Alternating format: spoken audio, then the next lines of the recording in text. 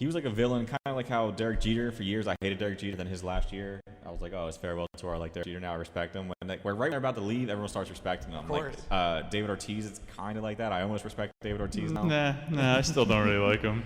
Kobe Bryant, Derek Jeter, like those guys. Like when they're finally on their way out, like all right, we'll give them 1 year respect and love, and then send them on their way. I mean, the truth of the matter is, when you're talking about Kobe Bryant or Jeter, I mean, you're just talking about all-time great players. Yeah, I think there's just this element of it. When they get to the end of their career, you kind of look back on everything they did and how you hated them because they were good, you know, and you hated them because they were good for a long time. Like, we're talking about 10, 15, 20 years of people disliking Kobe because he was so good that now you suddenly step back and like, whoa, that's almost my whole life. He's been one of the best players in the NBA. And also just a simple fact, like Yankees, Lakers, like those are polarizing teams. I think that you see a similar treatment, maybe not on the same part, but like a Tony Romo type who plays for the Cowboys. People are either in his camp or they're not in his camp, and I think it's just as much about the logo that he wears on the helmet as anything else. Those are polarizing teams with big fan bases that you either love them or you just don't like them. Now, maybe he'll have a Jeter moment. Jeter hit a walk-off in his last game as a Yankee, right? Yeah, he did against the Orioles. Was that his last home game? Well, yeah, you're right. That was his last game at Yankee Stadium. He did have a few more games in Fenway, but that was kind of the big, you know, the games at Fenway were just whatever. The last game at Yankee Stadium was what everyone really wanted to see. And yeah, the Yankees blew a big lead. I think they were up 5-2, blew it, but it set up Jeter getting the walk-off hit, which was awesome. Jeter's 3,000th hit was also a bomb. Yes. He had a lot of great moments. He had the baseball gods with him. Like anytime that man had a chance to have a big moment, he got it. My favorite story about that Yankee Stadium, the last game he played there, it was supposed to rain that day, and everyone was concerned it was going to get rained out, and that he would, you know, you wouldn't get to see his final game the way it was supposed to be. But guess what happened? At 7 o'clock, no rain, a rainbow in the sky, ready to play his final game. Ridiculous. Only Jeter could that happen. I'll honestly say this: the Lakers have been a catastrophe this year. So if he goes out with a W, that's all well and good. Their team has really been and I think bad. I heard on the radio this morning, correct me if I'm wrong, but the Jazz, who the Lakers are playing for a playoff spot. Yeah. That was a little different. I think when the Yankees were playing the Orioles, the Yankees weren't having a great year, and the Orioles had already clinched the 1 seed, I think. So it wasn't really a meaningful game to either team per se. Yeah. Where this game actually means a lot to the Jazz. The Jazz beat the Lakers in their last meeting by like 54 points. It was really bad. Rodney Hood scored 30 in the first half. Yeah. So food for thought: Quinn Snyder, former Missouri coach, head coach of the Jazz. Never went to Missouri. That's right. Just wanted to throw that out there. Yes. All right, guys, we'll get back to the local coverage action now. We got carried away for a second. That's on me. Some stories we'll discuss later today. New Oxford hires a new athletic director, young guy, Brandon Renault. Mm-hmm. Zach? Younger than us, actually. He's 24. We are 25. What are we doing with our lives? Yeah. Zach was there for that one. He'll have more on that later on. Several volleyball and lacrosse teams are off to really, really good starts. Saw one yesterday, Red Lion boys volleyball. They're undefeated. Northeastern's obviously still undefeated in volleyball. Lacrosse is it's crazy. On the girls' side, you know, York Catholic and Kennerdale kind of running away, and on boys' side's parity like crazy. I mean, it was kind of like college basketball this year, where all the top seeds have all lost at least once or twice now. So as soon as you get to the top, someone knocks you back a peg, and then you move back up. So that's how boys lacrosse has been. But we'll get to that too. Lots of track talk this show. I abandoned track last week. I felt bad, so I loaded up the track talk for this week. Plus, I'm here to take care of the track stuff. Plus, Zach's here. You're in good hands. Brandon also, like this week, sent Jess and I an email. Yeah, I want to cover track. So you're going to the Arctic Blast. Yeah, I'm not going to be working on Saturday. I was a little disappointed, but I'm glad to see it's in good hands. He was on that like flies on a rib roast. I was like, I wrote him back. I'm like, this is the most eager I've seen you about this sport in some time. Yeah, I covered that last year. It was pretty fun, actually. I think you'll enjoy it. Yeah, I figured if I was going to get out, step out from behind the piano and go out there and get something done, I was going to do it for the Arctic Blast, because some track people have been like, when you come out the track. I was like, might as well come out and do it big for the Arctic Blast. And a lot of Hanover schools are going to be there. I think we have 8 schools total, and 6 or 7 are from the Hanover area. Yeah, I know a lot of the Adams County schools plus Southwestern is going to be there. I think Suburban will be there from the York side. But yeah, that'll be Saturday. We'll preview that later on as well. Actually, Zach, we have a minute now. We can go ahead and jump into this New Oxford. What information do you have on Renault taking over for the Colonials? Yeah, I mean, I went to the meeting the other day where he was approved, and the administration's excited about him. They think he's a young, passionate, enthusiastic guy. He's got some experience, obviously, filling the interim AD role at Kennerdale this year. He might not actually start till the end of this school year. They're still trying to work that out, because he has a contract that goes through the end of June with Kennerdale in that school district. But, the administration's excited. I could tell Brandon's excited. He is a former Hanover pitcher. He went to Lock Haven and pitched for a few years. He actually still is around the New Oxford area as a member of the Twins, the South Penn League team that just won the South Penn title over the summer. So he's obviously still involved in that community and pretty excited. And I was impressed too when I put the news out there on Twitter. A lot of Kennerdale kids kind of grabbed the tweet and wrote, thanks for a great year, thanks for making my senior year awesome, stuff like that. Where, I don't obviously get out to Kennerdale ever, but I kind of got the sense that the kids at least are really going to miss him, and that he clearly did a pretty good job there. That's awesome. Yeah, he had a little tumultuous issue with Kennerdale. He had to handle that whole coaching situation last year, where they lost their head coach 3 games in the season, and then went with co-coaches. Football, right? I was wondering about that if he was there for that. He handled all that, so they had to let go of one coach. They put in co-coaches, and then hired a full-time coach this year. So I mean, he's younger than us, but he's had his for as young as he is, he's done a lot. And he mentioned to me too, he had some internships in high school and college with Greg Wagner, who's now the Spring Grove AD, was at Hanover at the time, and Don Seidenstricker, who's maybe the best AD in the area. So he learned from some good people, and he's already got some experience under his belt, even though he's a young guy. I want to say the Kennerdale football team, I think, did pretty well at the end of the year. Like, all things considered. Like, they had all the coaching turnover. They got pretty good play from their quarterback. They ended up with 2 or 3 wins, which is a nice step I want forward. to say they went 3-7, which for that program is decent. And down the stretch, they got some W's, I feel like. So, good for him. Jumping on our game balls, Teddy, who you got for game balls this week? I am going to give it to Riley Hamburger, Dallas Town pitcher. He tossed a no-hitter in their win over New Oxford. Granted, they blew out New Oxford. He struck out 11 batters, and he has a league-best 21 strikeouts for the Wildcats through 2 starts this year. So good for him, and whenever you can toss a no-hitter, you're going to get preferential treatment, or you're going to get a long look from Teddy Feinberg. So that's my game ball. Absolutely. I got 2 today. One from baseball is Hunter Kime from Biglerville. He smacked a couple doubles last week in a win against Littlestown. Biglerville is actually undefeated so far in Division 4 play. So they're looking for a league title and looking to get to districts after missing by less than 1/7 of a point last year. So they're itching to get back. And on the track and field side, my game ball goes to Trevor Grimm from Bermudian Springs. We had a pretty dramatic Bermudian Springs versus Biglerville dual meet yesterday afternoon. Only the way Bermudian Springs and Biglerville can. It came down.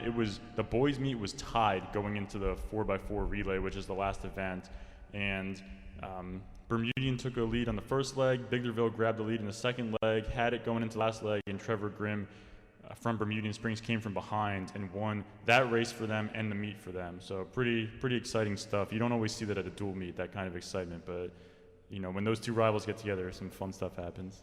That's awesome. I'm going to go with Mike Sipes, York Suburban Lacrosse, hit the game winner at the buzzer to beat Central 15-14 for Suburban. Last night, the video was pretty cool. Got a video sent from sideline reporter / all-league quarterback Thomas Merkel. He wanted to make sure we saw what happened there. So Mike Sipes got the win for those guys. Merkel's stringing for us now? Brandon, look! Another one for Jacob Norton, scored 7 goals for York Catholic last night. Eastern York Boys Lacrosse upset Redline, a big win for their program. They've been struggling to get that. It was pretty big for them. Cassie Rickroad from DeLone went 4 for 4 with 3 RBIs yesterday, and she threw 12 strikeouts from the mound in a 10-0 win. Natalie Cutright, Dover softball, hit a grand salami last night. Ended up with 5 RBIs, I believe, in Dover's win. They won 12-9 over Gettysburg, a big win for them. Who else I got? Matt Brooks and Derek Hoyles from Spring Grove for helping out with the pitching 101 video that turned out so good. Game ball. The Orioles for being 7-0. Teddy and Zach for being here. Ray's back. Everybody. It's great to have Ray back. Yeah, it really is. I was so happy when I walked in and saw Ray. Yeah, I don't know what it was. I saw Ray. Ray, what do I like? Are you our producer? You're right? our producer. I mean, I walked in, saw Ray in the producer seat. And I don't know what it was, but it really uplifted my spirit. It's just like a calming feeling. I know there was some issues with the live stream last week. It's like I know if Ray's sitting there, everything's good. Ray's got on lock.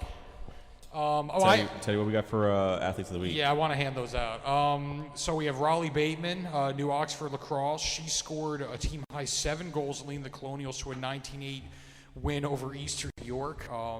She also added 4 goals and 2 assists at York Suburban on Thursday. It's funny because Brandon mentioned her teammate, Braxton Redinger. Yeah. I mean, she has like 50 goals this year. She has, she's been nominated consistently for Athlete of the Week, and rightly so. She hasn't gotten the nod yet from the people from a voting standpoint. She's having a standout year, but her teammate Bateman gets the nod this past week on the boys' side. Riley Hamburger, I mentioned him, Dallastown baseball. He threw the no-no. Yeah, I mean, he got the nod too. He actually won by a fairly substantial margin. He had 36.85% of the 833 votes. Next closest was Colin Mailman. Dallas always comes out big for these athletes of the week. They really do show up. They really do show up. So. Mailman was saying that he asked me last week, how did I not get nominated when I scored 16 goals in 2 games or whatever like that. I was like, all right, score 17 in 2 games this week, and we'll see what he can do. And then he ended up, he put up like 8 in his first game, like 7. He came close. That's hilarious. I forget what he had, but he wanted to get nominated. He ended up a second. But Hamburger had a great week. Hamburger's been really, really solid so far. Him and Brooks have been the top 2 pitchers in the league, and Eastern has there's a good pitching all around this year. There really is. There's definitely some good arms in the league for sure. So yeah, he got the nod. Like I said, Mailman. Second, Sam Emme came in third. He was another Red Line lacrosse player. So fairly close races as always, but yeah, those are the victors. All right, that'll do it for segment 1. When we come back, Zach's here to update us on all the track talk. We got some baseball talk as well. We'll see you after the break. Sure, the Revolution Baseball Club owns this radio station, but let me take a moment to reassure you. There's no gratuitous rooting for the hometown team. And the Revs have won this game! No hype. This crowd going crazy! We just give you unbiased calls Unbelievable! of every Revs game this season. This game's over! Nope. Swing and a miss! No homers here. It is gone! All right, maybe a little. And let the party begin! The Revolution plays here. The new Sports Radio 1350 WOIK.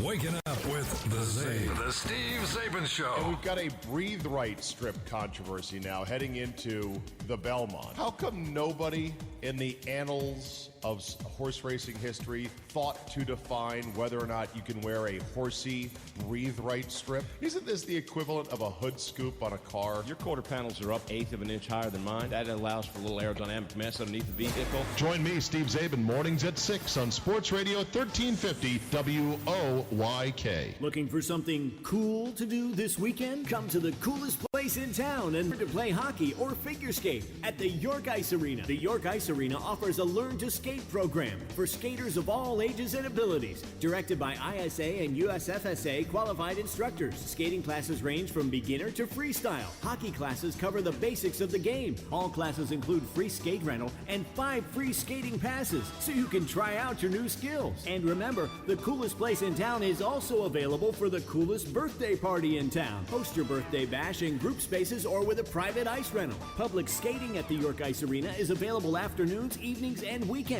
Skate for just $7 and rent your skates for just $3. Plus, you can save with discount pass books. Oh, and ask about gift cards and kids' prepaid debit cards. So if you're looking to learn something cool, come to the coolest place in town and learn to skate at the York Ice Arena. For more information and to register, go to yorkskate.com. Money and business are essential to the strength of a community. So is cheering and celebration and music and fun. That's why York Revolution games, concerts, youth sports, special events, and more happen at a place called People's Bank Park. People's Bank has been serving York County for more than 150 years. Always cheering, always celebrating, always committed to the things that make York County great. And to you having a great time at People's Bank Park. People's Bank, member FDIC, equal housing lender. This is the Dan Patrick Show. My check! Dan Patrick. He's Ben Roethlisberger. Heinz Ward told me that, he would lie to stay on the field. So he said, look, it's our job to deceive to get back in there. Have you done it? Yeah, I have. I think I did a lot more when I was younger. I think now with all the stuff coming out and all these players and the things that are happening, I think the awareness has been raised, the level has been raised, so I think it happens less frequently. But I think for the most part, players are taking it very serious when it's a pretty good bell ring. Are you hit differently now than, say, first 2 years in the league? In what ways? Like, are defenders hitting me different because of the rules? Yeah. I don't think so. I think I've always taken, it's good and it's bad. I think that officials have allowed play to kind of play on a little bit. I don't think their whistle's quite as quick with me. I love it. The Dan Patrick Show. On Sports Radio 1350 WOIK. At Northwestern Mutual, we take a disciplined and balanced approach to financial planning. Together, we'll help build your financial future on time-tested principles, not market trends, so you can take advantage of life's opportunities. To learn more, contact me, Dan McGarry, at my office on the square in York. Look for the blue awnings. Who's helping you build your financial future? The Northwestern Mutual Life Insurance Company, Milwaukee, Wisconsin. Hey, sports fans, great news. Now you can listen to Sports Radio 1350 anywhere with the new WOYK mobile apps. Stranded in Siberia? No problem. Kidnapped by wolves? It's not as bad as you may think. Wherever you are, WOYK is with you on the brand new mobile apps. York's only local sports station just went mobile and global. Sports Radio 1350 WOYK. First in York, first in sports. Your county, your teams. Sports Radio 1350 WOYK. First in York, first in sports.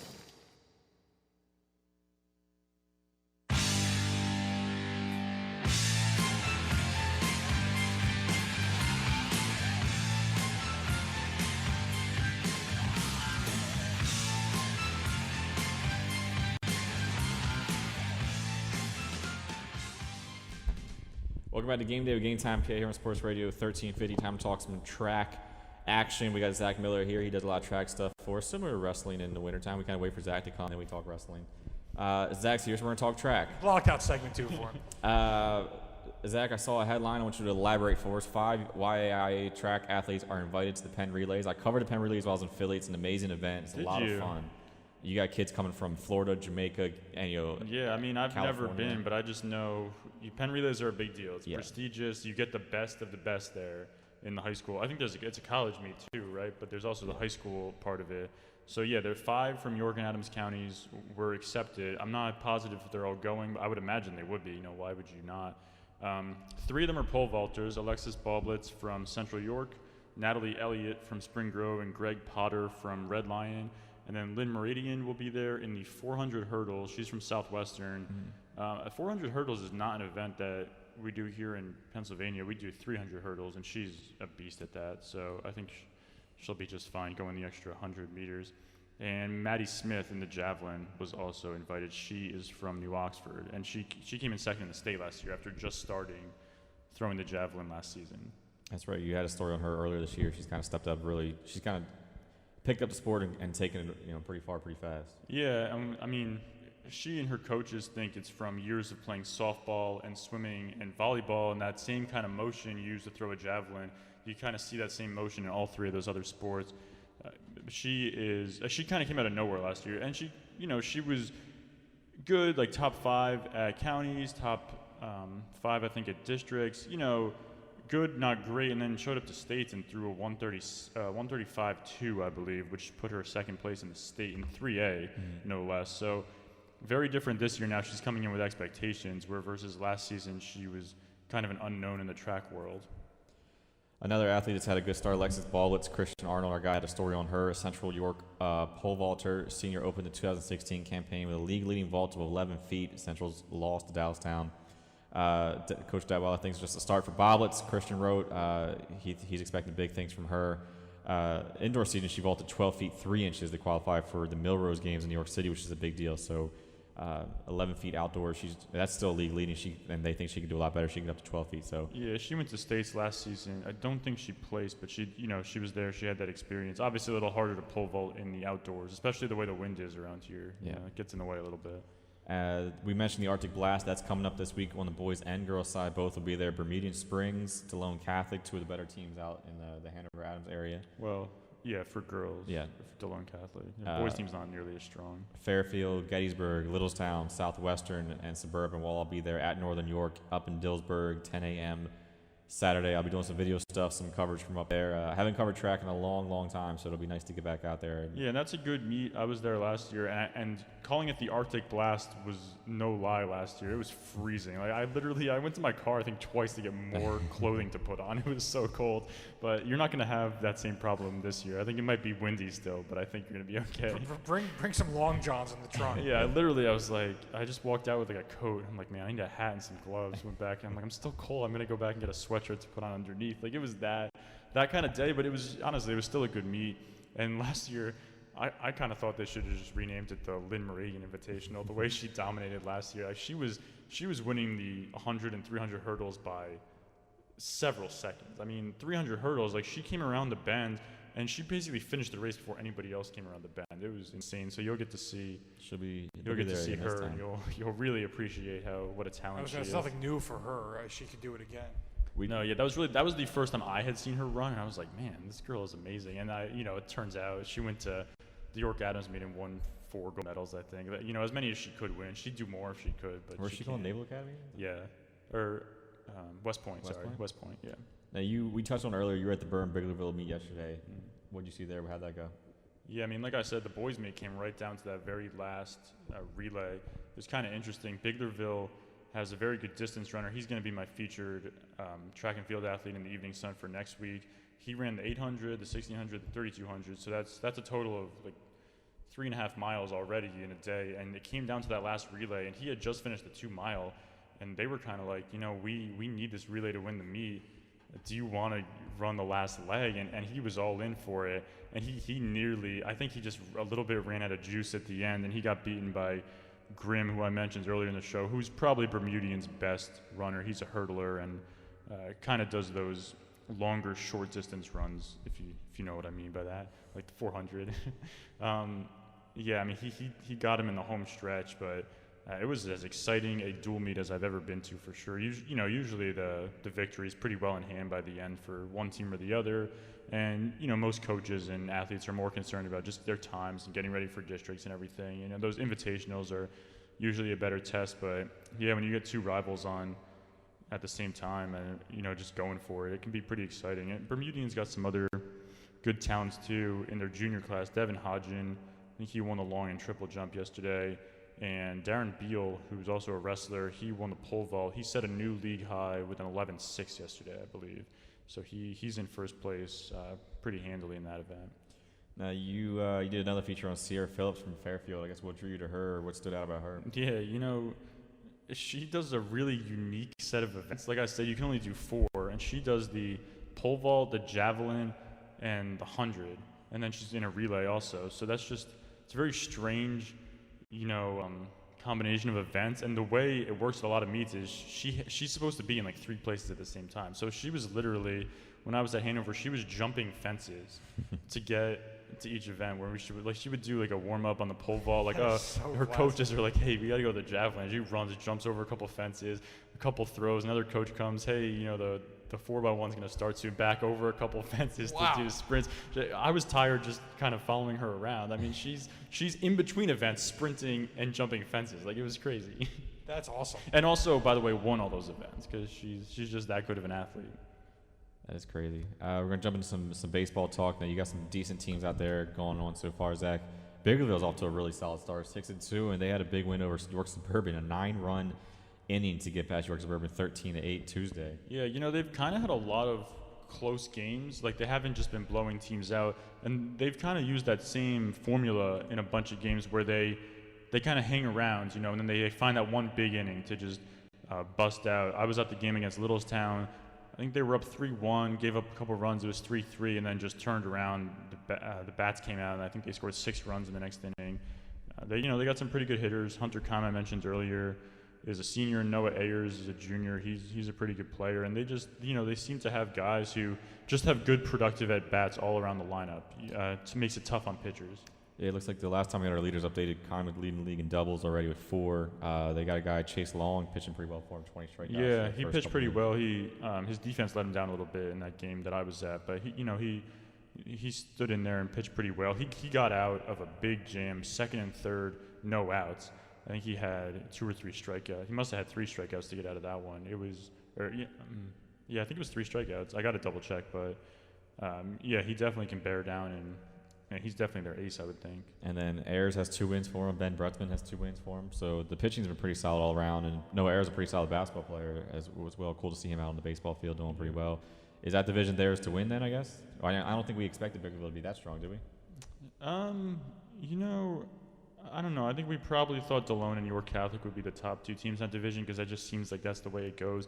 Delone, they're having trouble scoring runs. They're getting some pretty good pitching from Chase Kint, but scoring runs is kind of an issue for them, and I don't know, when you get against a team like Biglerville that can have that one big inning, how, you really just got to totally shut them down if you're not going to score enough runs. So I don't know if Delone's nearly as strong as last year just because of the offense just isn't quite there. And York Catholic looks like, they're kind of hurting from their losses too. But again, it's a long season. We got a long ways to go. Yeah, right now Biggerville at the top of that division, 6-2. Fairfield at 4-1, right behind them. Not the two we expected, but they're off to pretty solid starts. Around the rest of the league, Eastern York starting off 5-2, like we thought they would. We thought they'd be at the top. They're at the top of Division 3, followed by Suburban. Suburban's only lost so far is to Biggerville in that 13-8 game. Merkel and Brad Smith tearing it up for Suburban so far. Northeastern Division 2's been kind of weird. No one's really stepped away with it yet. Northeastern's 5-3, Susky's 3-4, West York's 2-3. Yeah, I think in the past West York has kind of dominated that division. They lost a lot from last season, and they're really just not the same team, and you can tell. And then it's opening things up in that division because now there's no dominant team. Yeah, I saw Northeastern this year. Cody Reeser and Adam Kipp, two pitchers going on to play college ball, but they struggled against Greencastle from the Franklin Fulton League, but they've also had some solid wins over here. Then Division 1, Spring Grove, 5-0 in the division, 5-2 overall. Dallastown and Southwestern kind of on their heels. Redline off to a pretty decent start, 2-1 in the division. New Oxford got off to a hot start. They're still doing pretty well with Kobe Brown pitching, 5-2 overall, 3-2 in division. Central, we knew they would have issues this year because of their lack of pitching, and they're at the bottom of Division 1, 1-5 overall, 1-2 in the division. Anything else stand out to you guys, baseball-wise? Well, Spring Grove, obviously we knew they were going to be pretty good. I don't know if they're going to lose a game when Brooks is pitching. He really is just dominant. He's really... He's got 5 different pitches we learned in the pitching 101 video. Yeah, you have to talk about that. Yeah, but he's tough, and he's going to pitch in college. He's going to focus on pitching, not playing shortstop or hitting, really. So you can tell he's put the work in over the offseason. He's even a better pitcher than he was last year. Strikes a lot of guys out. If anybody's going to get Spring Grove, you got to do it when you get their second and third pitchers because beating Brooks is tough. Yeah, we did that pitching 101 video with them. Him and Derek Hoyles came out and taught us how to catch and throw certain pitches. And Brooks said he has 5 pitches. He's got a 4-seam fastball he throws, a knuckleball was in there, a slider, a curve, a changeup. He's got a huge arsenal for a 17, 18-year-old kid. His fastball hits close to 90, upper 80s, he said, mid to high 80s early in the game. We put the story up and some kids commented, they're like, yeah, trying to hit against him. The movement on every pitch he has is nuts. He threw the changeup in the video and it just veers off. Just tails off. The knuckleball is almost like a 12-6. His curveball is like a 12-6 kind of curveball. It's insane. I was standing behind the catcher and I was like, "There's no way I'd go over 4 strikeouts. I get the golden sombrero every game against this guy because I would not be able to hit it." Yeah, he does a good job of keeping guys off balance, and he's smart too. So I think I did a video with him last week where he was just kind of explaining how he strikes guys out, and really, he knows if guys are kind of inching, expecting that low pitch, he's going to throw it, up at the letters. He's going to throw it kind of in the dirt and make him chase it. Like he just, really the mental side of it is really there for him. He's on another level. I mean, he's playing college ball for a reason. Yeah, he's Division 1, by the way. And not just any. His catcher, Derek Hoyle, said that his best chemistry is with Brooks. They've been together for so long, so they know when to throw pitches in different situations, when to start going outside, when to come inside. Depending on the hitter, depending on the count, stuff like that. So they have a great chemistry, and they've done really well so far. Arguably our best pitcher in the league for sure. That'll do it for our baseball segment, our track segment. Next one, we're going to talk some lacrosse, softball, volleyball, get into all 3 of those sports. We'll see you after the break. So it's York Revolution baseball season. And good! A walk-off home run! That's a double play! Unbelievable! And the Revs have won this game! Are you kidding me? This crowd going crazy! Can you believe it? Cue up the cannon! This baby's over! Yep, it's kind of exciting. The Revs play here. Sports Radio 1350, WOYK. Security in life isn't something you just wish for. You build it with a strong financial plan. Start with Northwestern Mutual. Together, we'll design a disciplined and balanced approach to financial security because reaching your goals is something we both want to work toward. To learn more, contact me, Dan McGarry, at my office on the square in York. Look for the blue awnings. Who's helping you build your financial future? The Northwestern Mutual Life Insurance Company, Milwaukee, Wisconsin. Previously on the York Revolution pregame show. Everett George is our interview guest. Everett was signed up. Was it the whole homestand? Yeah, the whole homestand. And which was how many games? 7 games. And you lasted in your role how many games? 1 game. Have you been fired anywhere before? Never. Post-game meal came down, and it was pulled pork and beans I said, well, where's the buns? Where's the soda? Where's the water? And the coleslaw didn't come down till after everything was out. But I know what I can do. I can make a meal better with pulled pork, with beans. That's the reason I got fired, because I asked too many questions, I guess. I don't know. Yeah. Well, they did me a favor. I don't have to, I can have 6 days off. Revs Baseball on Sports Radio 1350 WOYK. The puck drops here. Wellman, the shot, score! Sports Radio 1350, your home for Hershey Bears hockey. Casey Wellman has won it in overtime for Hershey. And the Washington Capitals. Hearing a shot, they score! Defending the Den and rocking the red all season. Catch the Bears and the Caps on Sports Radio 1350 WOYK. First in York, first in sports. Your county, your teams. Sports Radio 1350 WOYK. First in York, first in sports.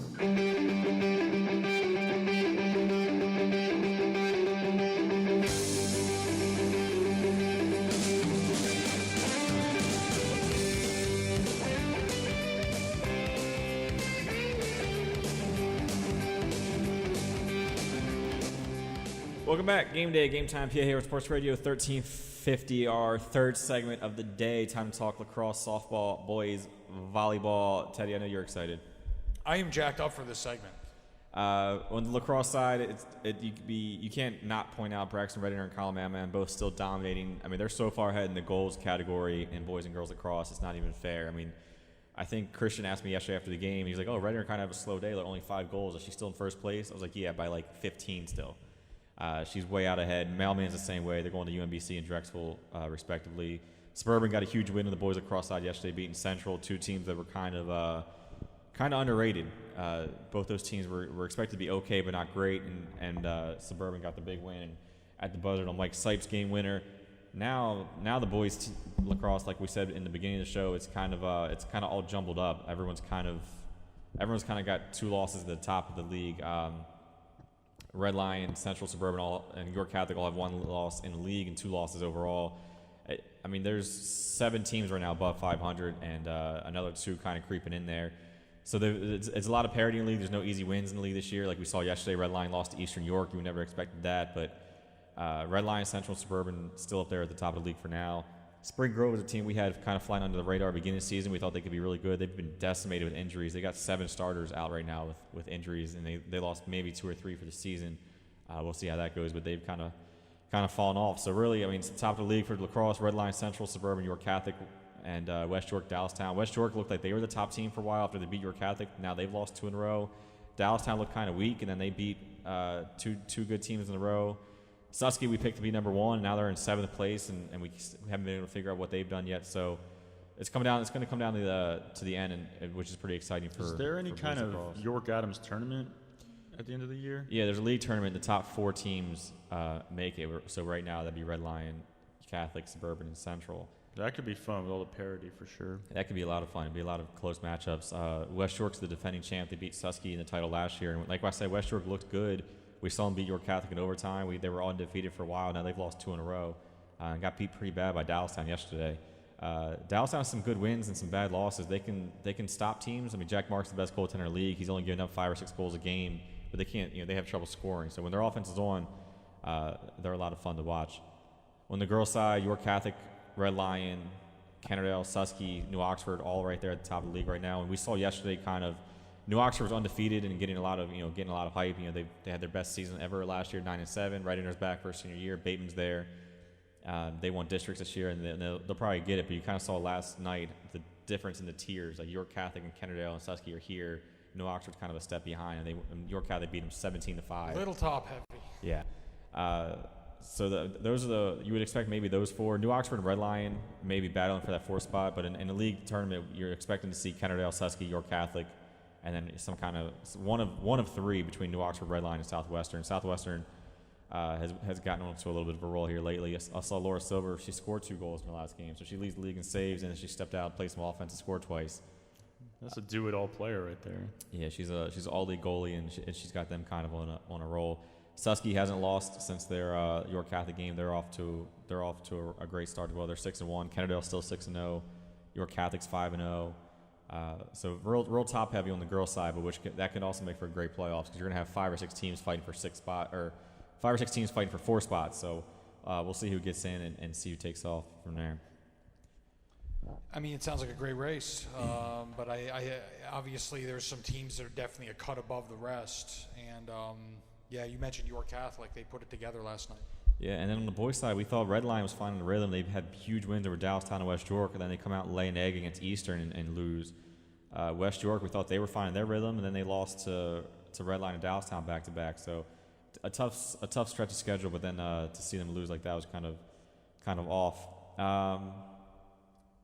Softball wise, we can go into some softball stuff. Spring Grove grad Haley Norton, we mentioned her last week. She's been breaking records at St. Francis. Central, Susky, Littlestown, Suburban, DeLone, all off to really solid starts there. Littlestown playing under an interim coach, an AD Jeff Laux with Wardrop, I guess stepping out right before the season started? Yeah, apparently stepped down right before the season for personal reasons. That was all Laux would tell us. I think Matt's, trying to find out more. We don't know if we will, but yeah, that's the story right now. But they're still undefeated. They're hanging in there. I think Laux had some experience coaching baseball. He's learned a little bit of the differences between baseball and softball. Pretty different in a lot of ways. Yeah, I think the girls have kind of helped him along. I mean, obviously, with him being the AD, he's not a totally new face. It's still a kind of a familiar person that they're comfortable with. So, I mean, they really, so far at least, doesn't look like they've really missed a step too much. Yeah, they're 6-0 overall. They're leading Division III, just ahead of York Suburban, who's also off to a really solid start, 4-0 overall. Susquehannock stood out in D2. Susquehannock's off to a great start as well. 7-0 start, 4-0 in division. Allie Kerr and Mallory Lebo having a great year for Susky. We expect them to be pretty solid, but 7-0 has been pretty, overwhelmingly good, and they've had some big wins so far on their schedule, and they've gone off to a great start. Dover's even right there. They're 5-1. They're nipping on their heels. Central, we knew they'd be really solid. Them and Dallastown 1-2, Division I. Spring Grove a little bit of a step behind, and then DeLone, as always, the machine down in Division IV with Rick Road and Loftman and Holcomb and the other Rick Road now and everyone else down there. Seems like they've had the same players for 4 years because they kind of have. The senior class is pretty good. They're definitely going to miss them next year, but first they're going to see how much they can accomplish this year. And I think they've gone to the state quarterfinals 2 years in a row, so trying to see if they can go just like a step or two further than that this season. Yeah, then Susky, another player we forgot to mention, was Staub. She had a big game in their win over Eastern. We have a story up on GameTime. Check that out. Madison Staub, their pitcher. So their pitching has been Madison Staub. They got Allie Kerr there. They got Mallory Lebo there. And Susky's off to a great start as well. By the way, with Haley Norton dominating up at St. Francis, she was originally going to go to Pitt. So she is that... I kept saying Virginia Tech. It was Pittsburgh she originally committed to. Yeah, so she's got that Division I, top tier Division I ACC ability, and really showing it off now in the NEC. Yeah, she's been having a really great start so far this year. She's getting ready. I read last week in one of their press releases that she's close to breaking 4 or 5 team records, 4 or 5 NEC records, and she's only a sophomore. They're hitting her in the freshman records or just like total records. Some of them are total records. Like That's crazy. She's got 10 home runs. The team record is like 11 for a season. The NEC record is 14 for a season. Yeah. Wow. That's good because this probably means she's pretty comfortable. I know her junior year she didn't play great because she told me she was kind of worried about going to Pitt. She didn't feel like she made the right choice, and it was kind of in her head bothering her. And then when she decided to make the choice to transfer or to switch her commitment last year, she kind of relaxed and played a lot better. And so this at least makes it seem like she probably made the right choice, is fitting in there, feeling comfortable and playing well, which is what you want to see, definitely. Yeah, she's got, pulled up her stats. She's in 37 games. She started all 37. 350 average, 10 home runs, 40 RBIs, 29 runs. Sounds pretty good. Slugging percentage of 717. She's settling in just fine. She's been walked 18 times, mostly intentional. So she's basically Babe Ruth. And she's got 1,000. Like Barry Bonds back in 2001. This is hilarious. And she's got 1,000 fielding percentage. She has no errors in the field yet so far. Wow. And she's only a freshman, so a lot of good things ahead for her. They're 19-14 overall. They're off to a pretty solid year as well. And another guy we forgot to mention in baseball, West York grad Brett Kinnaman, playing for number 13 NC State, had just been on tear lately. He's also a freshman. He had 7 RBIs in their win against Elon last night. Wow. So he's playing pretty well. He's hitting 361 so far, 11 RBIs in the season, 7 came last night. He's walked 4 times. He's gotten on base pretty well. He was kind of used just as a pinch runner. For his first 5 games, he didn't even have he only had 1 or 2 at bats, and then they started playing him more. He started at Florida State, went 3 for 4, a big win there. Had a web gem kind of play out there. I saw on YouTube. I want to start at Florida State and go 3 for 4. I mean, their schedule's loaded. They play, at Virginia, at Florida State, Wake Forest for 3. I mean, they're a top 5. Yeah, the ACC is a tough baseball conference. He went 4 for 6 yesterday, 2 runs, 7 RBIs, 2 doubles. The freshman from West York, so he's off to a pretty. It's one of those things like, we're gonna use. We like his game. He's a smart player. We're gonna use him as a pinch runner. It's like, we're gonna give him a couple at bats here. Yeah, we're gonna play him a couple times a week. Yeah, now he's our cleanup hitter. Go start. Just go do your thing. Yeah, he was barely used in the first couple of games against. Wow, that's impressive. I think one of his first games was against Notre Dame. He came in as a pinch runner, and then 2 games later he started at Florida State, and he's been on a starting lineup pretty much ever since then. And he's doing well. He's got 12 hits in his last 6 games. That's impressive. Yeah, cool to see the freshman talent from the York Adams playing well at Division I. Totally. Yeah, they've been off to a great start. Boys volleyball, the Kohler Classic, I believe, Saturday at Central York. Once again, all the top teams from around the state come and play there. Kind of like the Bobcat, I guess, Invitational is what it was called. York County is just like the boys volleyball capital of the state, huh? Yeah. If you're a good team, you come and visit Central and Northeastern and just see what you can do. Yeah, the irony is just ridiculous.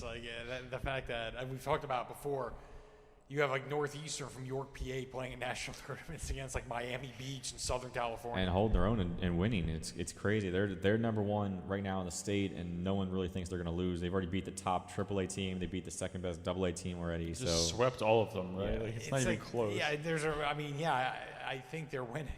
So Every time they take the court. It looks like they're on their way to a 4th straight state title. They'll take a step back next year because their whole lineup is all the senior groups come up, and they're finally gonna move out of here eventually. So next year they're going to take a little bit of a step back, but this should be 4 in a row. You went to an interesting match last night. Suburban has really had a great year. They beat Central, who obviously is a perennial powerhouse, a couple weeks ago, and then Redline last night knocked them off. Yeah, Suburban's ranked number 3 in the state for AA, and Redline they're okay with flying on the radar. They had a good quote, Dylan Hillebrand last night. He was fired up. He said, these teams, they don't see us ranked, so these York County teams who are ranked top 5 in the state think they can come in here walking all over us, and then they get dealt with, basically, is how he put it verbatim. But they won. And they get served, dude. They get dealt with. Him and Cole Brillhart, a sophomore, combined for 41 kills. I mean, they were just dominant yesterday. They beat Suburban 3-1. The last one wasn't even close. It was 25-10 in the last one. Yeah, I know. And talked to some people who were at the game beforehand. It was like, what do you think is going to happen? A lot of people were like, Suburban will win in 3 or 4. And Red Lions came out. And Red Lions undefeated.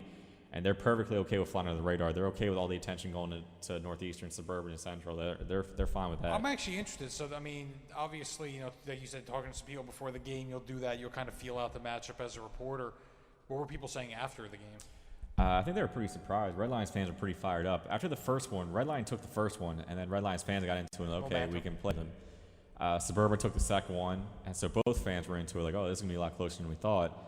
Red Lion had some big plays in the third, and they won a tight one. I think it was 25-22, and that kind of took all the air out of Suburban and had all the momentum for Red Lion. And then Red Lion just cruised in the fourth, 25-10. So the third was huge, but yeah, the fans were really into it. Pretty solid crowd. Dallastown was there to see it and scout out their competition. Northeastern was there scouting their competition. So a lot of interest and a big win for Red Lion. They went 9-7 last year. They have much higher expectations this year. They think they can hang with the big guys and go districts, go states, and see what they can do. Yeah, they were fired up. You mentioned Hillebrand. He had some, he definitely was fired up. You could just tell reading your story. He was jacked up after that match, so it was a big win for them. Yeah, he was definitely. His kills have a little bit of extra on him. I don't know. The kid's only 5'10", 5'11", but it seems ripping balls home. The volleyball coming off his hand seems like it's coming. I don't know how anyone gets in front of that quick enough to stop it. He's a high flyer and a hard hitter, and for a small guy, you wouldn't look at the lineup and say, "Oh, that's definitely their big time power guy," because he's a 5'10", 5'11" kid. Packs a punch. Packs a big punch, and Brillhart, the sophomore, packs a big punch too. Two of the best hitters in the league, and they've gotten up to a really solid start. They're 4-0 now, and they're hanging with Northeastern in the standings at least for right now. But yeah, the Northeastern will most likely win another state title, and then they'll go do their club nationals and probably come out top 15 in the nation. And Devil Bits will go into Ohio State and be all Big Ten. Who knows, man? That's probably how it's going to go down. That's just how they are. No doubt. Anything else you guys want to bring up here? No, I think you touched on it. All interesting points throughout the past couple segments for sure. But yeah, it's been a good spring sports season. Hopefully it continues down the stretch. All right, we'll come back and wrap up the show in segment 4. We'll see you after the break. Looking for something cool to do this weekend? Come to the coolest place in town and learn to play hockey or figure skate at the York Ice Arena. The York Ice Arena offers a Learn to Skate program for skaters of all ages and abilities, directed by ISA and USFSA qualified instructors. Skating classes range from beginner to freestyle. Hockey classes cover the basics of the game. All classes include free skate rental and 5 free skating passes, so you can try out your new skills. And remember, the coolest place in town is also available for the coolest birthday party in town. Host your birthday bash in group spaces or with a private ice rental. Public skating at the York Ice Arena is available afternoons, evenings, and weekends. Skate for just $7 and rent your skates for just $3. Plus, you can save with discount pass books. Oh, and ask about gift cards and kids' prepaid debit cards. So if you're looking to learn something cool, come to the coolest place in town and learn to skate at the York Ice Arena. For more information and to register, go to yorkskate.com. Ah, spring is here. And Cannonball Charlie has his ammunition. Here he swings and hammers it. Watch this one go. It's a game winner. York Revolution baseball is back. It's deep. It is gone. A high drive deep down the left field line. It is gone. A walk-off. Take that, every other team. The new Sports Radio 1350 WOYK. Turn this on. The Rich Eisen Show. He is unbelievable. Rich Eisen. Let's go to the phone lines. They are lit. Catherine in South Carolina, can I help you? Yes, I am having emotional distress. Don't. I'm going to sue the Jones family. Don't. This is crazy. It's the most stupid, idiotic thing. The Jones are screwing this up. And I am sick. I've left work. I'm nauseous. He's strung us out on DeMarco. Well, what about the idea that anybody could run behind that offensive line? Catherine, you don't buy that one? DeMarco is family. He and Tony and Jason do everything together. He's family. I just started to be a Cowboys fan again, and happiness has just plunged to despair. What the Jones has done to my emotional state, they should be sued. Don't go litigious on me here, okay? This is the Rich Eisen Show. Sports Radio 1350 WOYK. First in York, first in sports. Bill Raftery from CBS Sports, the man who gave us the expression, onion. I actually thought that onions meant you're slicing onions and you're making the other team or coach cry with a big shot. Well, it's about toughness. Okay. You know, it really is. So it has nothing to do with slicing onions. And I saw where you got criticized by one of the media critics that you shouldn't be saying onions because of what it means. Well, that's his interpretation. You know, it's just, I just think it's just somebody that these kids respond in the most difficult of moments and step up, and it's something that will be chronicled the rest of their lives. And what's your wife say when you say, you know what, I say onions? I wish you had them. You know. She said that she wishes you had onions? Patrick from 3. On Sports Radio 1350 WOYK. First in York, first in sports. Your teams all the time. York's only place for local sports. Sports Radio 1350 WOYK.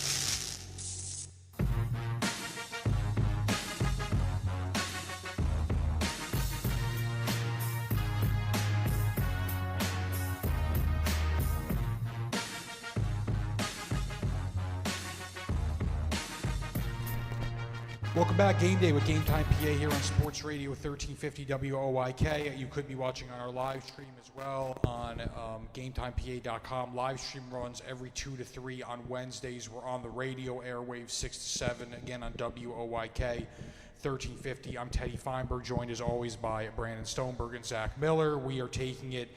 It's an hour-long program, so again, if you're watching on the live stream, we're taking it to 3 p.m. If you're listening on the radio, we're taking it until 7. So this is the final segment of our program, and we're here kind of to talk about some hot-button issues in the YAIAA. And we want to touch on a feature story that Brandon did. It ran this past weekend. He was working on it for a couple weeks leading up to it.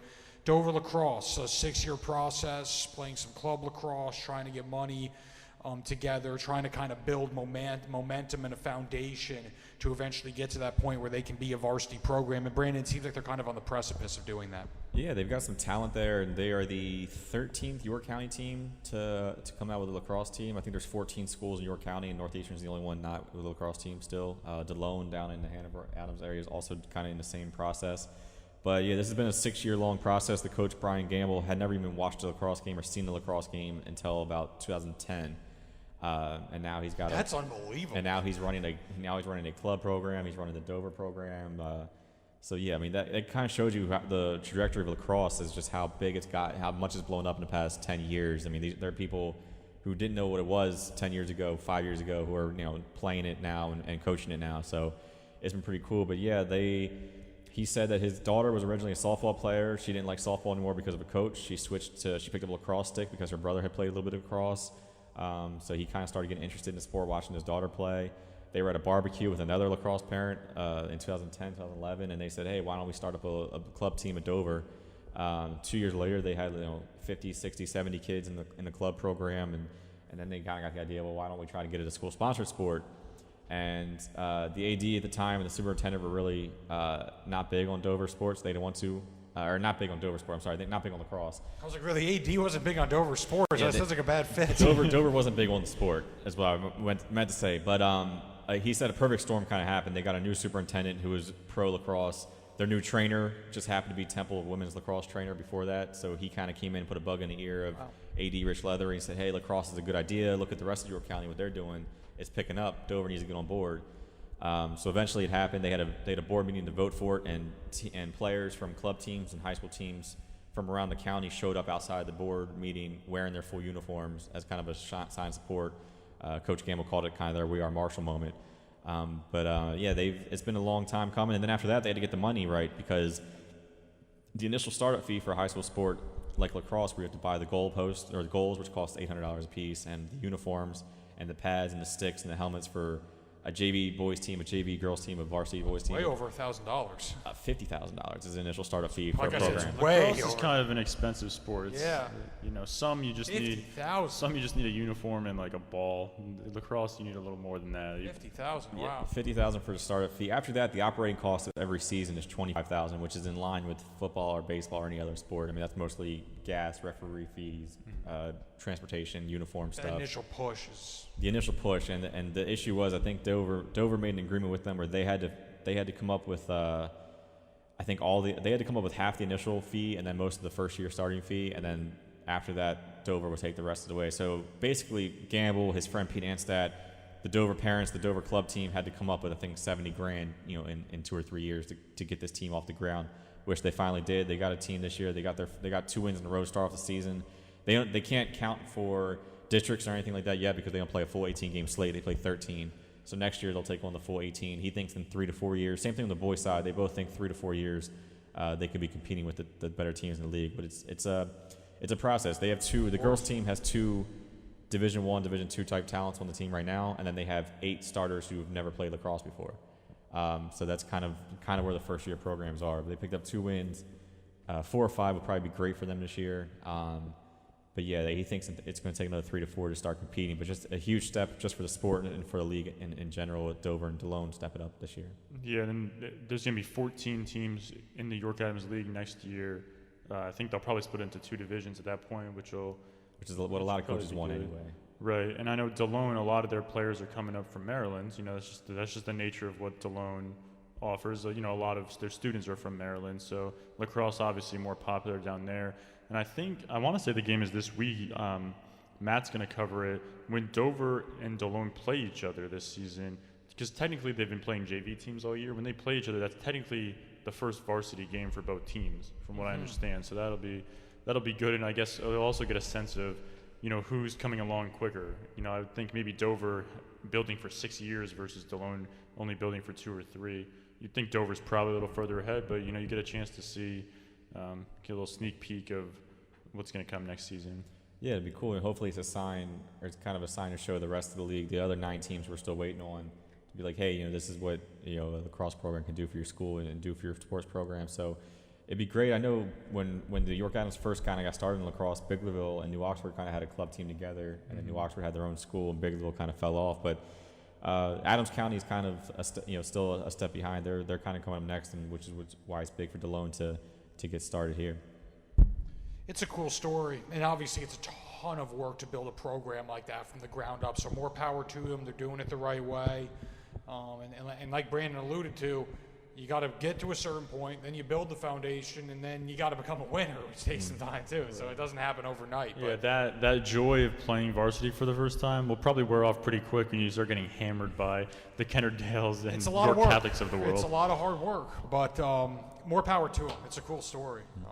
So yeah, that ran in our Sunday YDR Sunday News, and of course it was on GameTime PA early in the weekend. So yeah, good work with that, Brandon. Zach, I understand you're working on a Hanover track feature as well. Actually, it came out this morning. It'll be in the Evening Sun paper tomorrow. It's about Saranda Gerlach. I'm sure Brandon knows her from volleyball. She's just been involved in the athletic program for 4 years. 4-year starter. Gerlach. Cool name. She was their top volleyball player when there were only 2 seniors this year, and then I think she cheers in the winter. Yeah, she does. So she's been a 4-year starter for volleyball, 4-year letter winner for cheerleading. She's been doing track. She was on the school record-setting 4x4 relay team back her freshman year. They went to districts in that event her freshman and sophomore year. She has never gone to districts that was an individual, so she's kind of got a chance here of. She's been a big part of their athletic program for 12 seasons now, and this is the last one, and so she really is committed, and her coaches are really committed to trying to get her there to districts as an individual for the first time, and kind of giving her the send-off of, hey, you've done so much for our program, let's kind of send you off in style there.